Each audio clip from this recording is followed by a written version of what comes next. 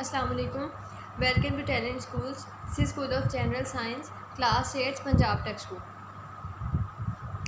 अपनी इस वीडियो में हम chapter number 1 human organ systems के 2 टॉपिक्स को डिस्कस करेंगे। Number 1 is function of kidneys, मतलब कि किडनी हमारी बॉडी के अंदर क्या रोल प्ले करती है। And number 2 is malfunctioning of kidneys.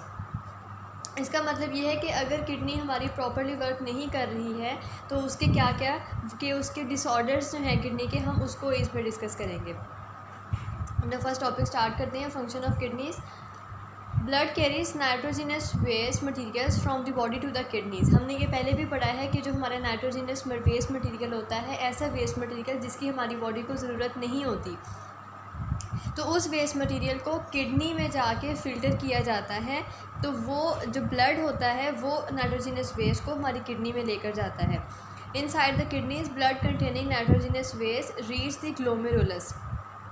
हमने पढ़ा था कि वेरी फर्स्ट पार्ट जो होता है नेफ्रॉन का, वेरी फर्स्ट पार्ट वो ग्लोमेरुलस होता है, जो कि एक बोमेंस कैप्सूल यानी कि एक कप शेप्ड कैप्सूल के अंदर इनक्लोज होता है। ये जो ब्लड होता है जिसमें नाइट्रोजिनस वेस्ट मटेरियल्स हैं, ये ब्लड सबसे पहले ग्लोमेरुलस के अंदर एंटर होता है। वहाँ से बहुत सारा वाटर और वेस्ट मटेरियल्स जो हमारी बॉडी को जिसकी ज़रूरत नहीं होती वो फ़िल्टर हो जाता है और बोमेंस कैप्सूल में चला जाता है। The blood after losing waste materials is collected in arterioles which ultimately form renal artery. इसका मतलब ये है कि ब्लड ने अपने जो सारे वेस्ट मटेरियल थे वो बोमेंस कैप्सूल में, ग्लोमेरुलस में जब वो एंटर हुआ तो बोमेंस कैप्सूल में सारा वेस्ट मटेरियल जो वाटर था, नाइट्रोजिनस वेस्ट थे, वो सब ग्लोमेरुलस में चले गए, बोमेंस कैप्सूल में चले गए। तो अब जो ब्लड है, जो फिल्टर्ड ब्लड है, after losing all the waste material, तो क्लीन ब्लड है वो आर्ट्रियोल्स में कलेक्ट होता है, जो इकट्ठे होकर एक बड़ी रीनल आर्टरी बनाती हैं। अब रीनल का वर्ड मैं आपको बता दूं कि जब भी हम कोई हार्ट की बात करते हैं तो we use the word cardiac, जब हम स्टमक की बात करते हैं we use the word gastro और गैस्ट्रिक, इस तरह की चीज़ें हम यूज़ करते हैं। तो जैसे ही जब हम किडनी की बात करते हैं तो हम किडनी के लिए रीनल वर्ड यूज़ करते हैं। तो वो सारी आर्ट्रियोल्स, छोटी छोटी आर्ट्रियोल्स मिलके एक बड़ी रीनल आर्टरी बना देती हैं, और इस रीनल आर्टरी का काम होता है कि इसने जो क्लीन ब्लड है वो वापस से मेन सर्कुलेटरी सिस्टम में वापस ले जाना है, मतलब हार्ट में और ब्रेन में वो हार्ट में ले जाती है वो ब्लड। वहाँ से जो क्लीन ब्लड है वो हमारा हार्ट में ट्रांसफ़र हो जाता है। ये काम तो हो गया ख़त्म कि क्लीन ब्लड जो था after losing all its waste materials in the glomerulus and Bowman's capsule it reach to the main circulatory system. अब ये जो दिस फिल्ट्रेट विच मूव्स, ये जो फिल्ट्रेट है, अब ये क्या है अगर ब्लड वहाँ से मूव हो गया है। फिल्ट्रेट ये कह रहे हैं उस वाटर, उन वेस्ट मटेरियल्स को जो हमारे ब्लड में से निकल गया है, जो क्लीन जिसके निकलने की वजह से जो हमारा ब्लड है वो क्लीन हो गया। This filtrate which moves into the renal tubule of nephron also contains सब यूजफुल सब्सटेंसेस। अब वो कहते हैं कि ये जो फिल्ट्रेट है जिसमें वेस्ट मटेरियल्स हैं, ये रीनल ट्यूबुल में चला जाता है, नेक्स्ट आगे रीनल ट्यूबुल में चला जाता है नेफ्रॉन के, इसमें अभी भी कुछ यूजफुल सब्सटेंसेस मौजूद होते हैं। During its passage towards the collecting duct 99% of the filtrate is reabsorb into the blood capillaries around renal tubule. हमने ये पढ़ा था कि रीनल ट्यूबुल के इर्द गिर्द कैपिलरीज होती हैं, ब्लड कैपिलरीज। जब ये ब्लड जो है रीनल मेन कलेक्टिंग डक्ट की तरफ जा रहा होता है तो उस ड्यूरेशन में इसमें कुछ ऐसे यूज़फुल सब्सटेंसेस होते हैं जिनकी हमारी बॉडी को ज़रूरत होती है। तो वो जो ऐसे यूज़फुल सब्सटेंसेस होते हैं वो वापस रीअब्जॉर्ब हो जाते हैं उस ब्लड में जो कि कैपिलरीज में होता है अराउंड रीनल ट्यूबुल। इस रीअब्जॉर्प्शन के दौरान जो बहुत सा वेस्ट मटेरियल होते हैं वो उस ब्लड में, जो कि रीनल जो कैपिलरीज में ब्लड होता है, उसमें अगर कोई वेस्ट मटेरियल होता है तो वो रीनल ट्यूबुल में आ जाता है। ये बात आपने समझनी है कि ये हमारे पास, फॉर एग्जांपल मैं आपको बताती हूँ, ये हमारे पास रीनल ट्यूबुल जा रही है, ठीक है। हमने पढ़ा था कि वो यू शेप होती है और ऐसे करके इसके इर्द गिर्द जो है इधर इसके अराउंड ऐसे ब्लड कैपिलरीज ने इसे सराउंड किया हुआ होता है। इन ब्लड कैपिलरीज के अंदर ब्लड होता है जो अब इसके अंदर ये रीनल ट्यूबुल के अंदर हमारा आ रहा है फिल्ट्रेट, मींस जो है क्या कहते हैं उसे, वेस्ट मटेरियल्स हैं हमारे। वेस्ट मटेरियल में कुछ ऐसे यूज़फुल सब्सटेंसेस होते हैं जिनका बॉडी से बाहर निकलना ज़रूरी नहीं है, तो वो जो यूज़फुल सब्सटेंसेस हैं वो इस ब्लड में, जो कैपिलरीज़ में ब्लड है वो इस ब्लड में चला जाता है। और अगर इस ब्लड में कोई भी, ये जो कैपिलरीज़ हैं इसमें जो ब्लड है, अगर इसमें कोई भी ऐसा मटीरियल है, वेस्ट मटेरियल है जिसकी हमारे बॉडी से बाहर निकलना ज़रूरी है, तो वो इसमें से वापस रीनल ट्यूब्यूल के अंदर चला जाता है। ठीक है, अब जो है वो कहते हैं कि now the filtrate in renal tubule is called urine.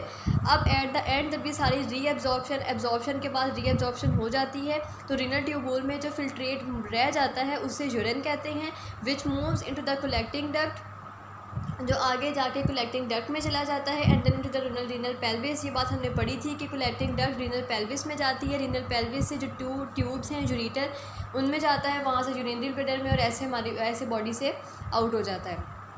ये सारा प्रोसेस था। मैं आपको इसमें इलस्ट्रेट करती हूँ थोड़ा सा।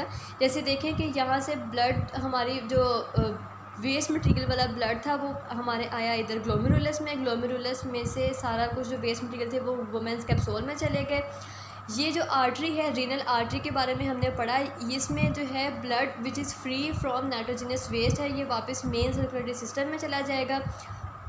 वो ब्लड जिसमें अभी भी कुछ वेस्ट मटेरियल, वो फिल्ट्रेट जिसमें अभी भी वेस्ट मटेरियल होंगे, वो आगे रीनल ट्यूब्यूल में जाएगा, रीनल ट्यूब्यूल से रीएब्जॉर्प्शन होगी, वहाँ से कलेक्टिंग डक्ट में जाएगा, कलेक्टिंग डक्ट रीनल पेल्विस में जाएगी, रीनल पेल्विस जो है उससे यूरिटर में ले जाएगा, यूरिटर से यूरिनरी ब्लैडर, और वहाँ से आगे जो है बॉडी से आउट हो जाता है। ये सारा प्रोसेस था हमारा। फंक्शंस, किडनी ऐसे फंक्शन करती है।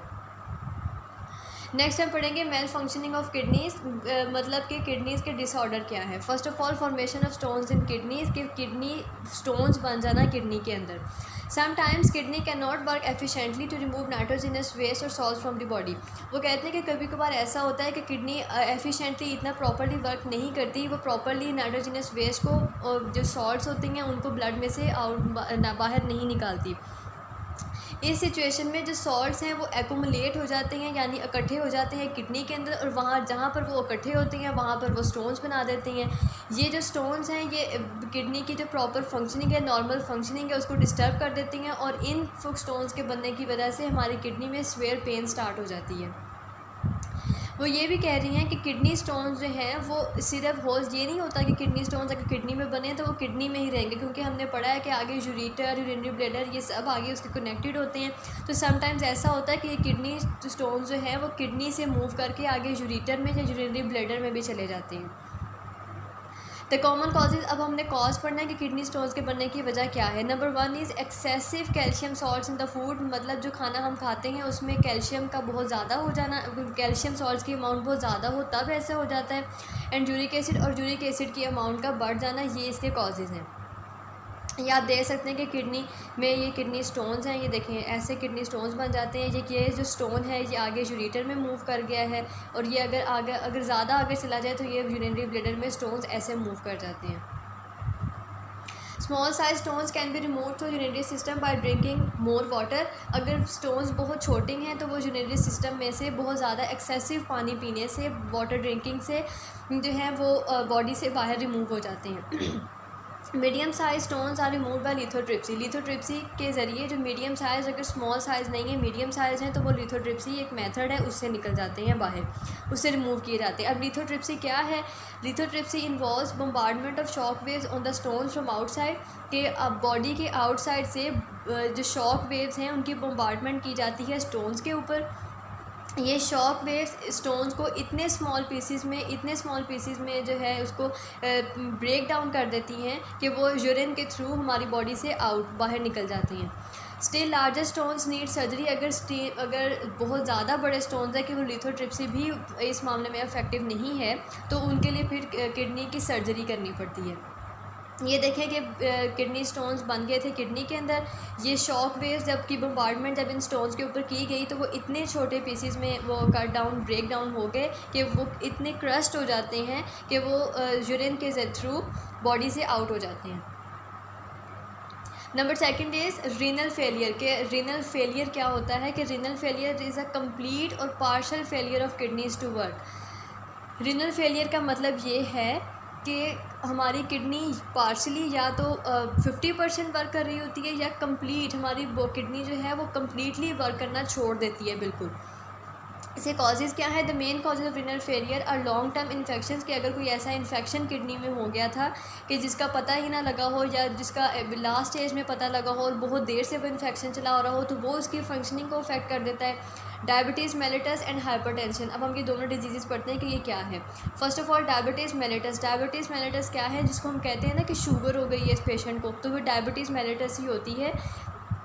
Is a disease in which sugar level increase in the blood, के ब्लड में शुगर लेवल बहुत ज़्यादा इंक्रीज़ हो जाए तो वो भी हमारी किडनी को अफेक्ट करता है। हाइपरटेंशन। हाइपरटेंशन मतलब बहुत ज़्यादा एंगर होना, गुस्सा आना। Hypertension the state of high blood pressure in the body, कि जब हमारी बॉडी का ब्लड प्रेशर हाई होना शुरू हो जाता है तो हम उसे हाइपरटेंशन का पेशेंट कहते हैं, क्योंकि उस बंदे को गुस्सा भी बहुत जल्दी आता है।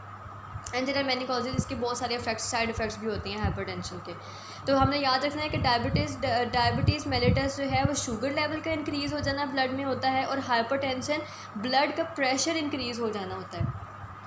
Sudden blockage of blood supply to the kidneys में also result in the renal failure, कि अगर कोई ऐसा अगर रीनल फेलियर की रीनल किडनी में जो उनसी हमारी वेन्स या जो उनसी हमारी आर्टरीज़ हमारी लेकर जाती हैं ब्लड, अगर उनमें कोई ब्लॉकेज हो जाए, फॉर एग्जांपल क्लॉटिंग हो जाती है, अक्सर ऐसा कोई प्रॉब्लम हो जाता है, अगर हमारी किडनी को ब्लड पूरा नहीं मिल रहा तो उसकी वजह से भी रीनल फेलियर हो जाता है। ज़ाहिर सी बात है, जब एक पार्ट को ब्लड मिलना ही नहीं है, जब उसको ना उसका फूड ही नहीं मिलेगा, ब्लड बेसिकली हमारे सेल्स का फूड ही है ना, जब फूड ही नहीं मिला तो फिर मिलेगा तो फिर रीनल फेलियर ही हो जाता है। Dialysis and kidney transplant are the treatments of renal failure. अब रीनल फेलियर के दो जो है वो ट्रीटमेंट्स हैं। नंबर 1 इज़ डायलिसिस, के डायलिसिस किया जाता है। Number 2 is kidney transplant. अभी किडनी ट्रांसप्लांट और डायलिसिस के बारे में हम अपनी नेक्स्ट वीडियो में डिस्कस करेंगे। अगर आपका कोई भी क्वेश्चन है तो आप कमेंट सेक्शन में पूछ सकते हैं। तो नेक्स्ट अब इसके ट्रीटमेंट पढ़ने के लिए तो आप लोग जो है इस मेरी नेक्स्ट वीडियो को देखें, तो प्लीज़ स्टे ट्यून्ड।